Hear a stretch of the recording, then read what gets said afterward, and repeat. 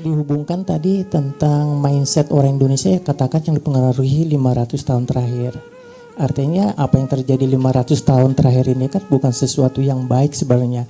Kalau kita merujuk ke tahun 1500-an itu ketika bangsa kita itu pada drop semuanya gitu. Artinya mental itu yang kebawa sekarang. Kira-kira seperti itu ya Bapak ya. Kemudian mengenai solusi yang Bapak sampaikan tadi. Memang mau tak mau generasi yang akan datang itu adalah generasi yang bisa merekonstruksi data dan menganalisisnya gitu. Karena generasi-generasi sekarang kan gampang menerima baca satu judul artikel dan paragraf pertama seolah-olah sudah tahu. Rata-rata begitu Bapak. Jadi agak malas melakukan penelitian memang Bapak.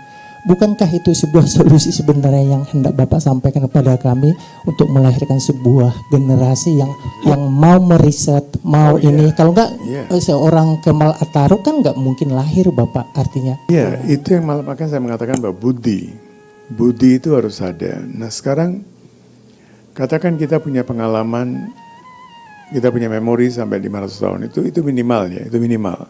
Mungkin lebih dari itu ya. Tapi katakan 500 tahun lah, yang paling hidupnya paling merata gitu, average life, mediocre ya.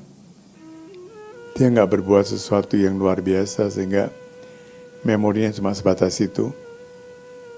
Tapi kalau kita sudah mencapai 500 tahun sebelum sekarang ini, untuk pergi ke masa lalu sedikit lagi, lebih gampang. Kalau kita nggak sampai ke 500 tahun itu, untuk masuk ke masa lalu yang lebih dalam lagi, lebih lama lagi, akan makin sulit. Jadi mau nggak mau kita harus ambil patokan 500 tahun dulu, setelah itu baru kita lihat. Dan mudah-mudahan di antara kita, ada yang dalam 500 tahun itu mesti punya memori yang luar biasa, karena kalau kita lihat Majapahit itu kan 500 tahun ya. 500 tahun sejak keruntuhan Majapahit, tapi keruntuhan Majapahit itu tidak serta-merta meruntuhkan keyakinan kita. Kalau kita lihat Jawa, ya, Jawa itu sampai dengan waktu saya masih kecil tuh di Solo, seluruh adat istiadat kejawen itu masih ada. Masih walaupun dia beragama Islam, beragama apa, tetap kejawen itu masih ada. Jadi masih berlanjut. Ada harapan yang besar sekali bahwa generasi ini bisa kembali ke 50 tahun sebelumnya dan mengembangkan lagi.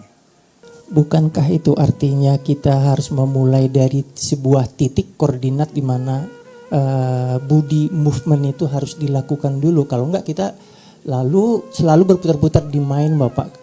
Iya, itulah masalah kita yang paling utama itu. Dan dalam bahasa Yesus itu kan jelas sekali. What is the use of mengatakan Lord, Lord, Lord, Tuhan, Tuhan, Tuhan.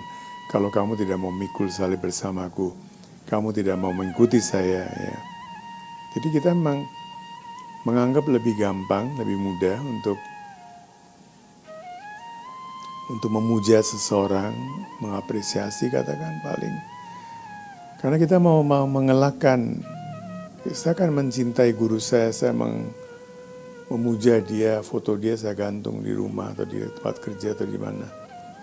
Tapi mengikutinya. Dan kalau tidak mengikuti tidak akan terjadi apa-apa. Masih juga ada orang yang masih membedakan antara Buddha, Dharma, dan Sangha. Oh, saya sudah menjalankan ajarannya. Ajarannya akan terbukti kamu menjalankan atau enggak ketika kamu berada di Sangha. Di mana katakan ada 50 orang dengan 50 mind. Can you work together with them? 50 mind ini harus diajak, dan di situ Sangha kita itu, Sangha spiritual yang manapun juga, harus menjadi support group. Kalau ada orang yang melakukan kesalahan, walaupun orang itu lebih tua, yang lebih mudah kalau dia melihat tuh kesalahan dengan sopan, dengan santun, harus dikatakan. dikasih tahu ini salah loh ya.